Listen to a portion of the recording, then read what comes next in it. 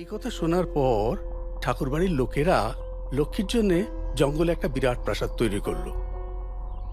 আসলে ওটাকে প্রাসাদ না বলে কারাগার বলাই ভালো, কারণ ওখানে লক্ষ্মীকে বন্দি করেই রাখা হয়েছিল। আর গ্রামের লোকেরা ওকে ডাইনি বলতো, তান্ত্রিকরা ওকে দেবী বলতো। একটা বাচ্চা মেয়েকে ওভাবে বন্দি করে রাখা হতো, পুলিশ কিচ্ছু করেনি? পুলিশ কিছু করার সময়ই পায়নি।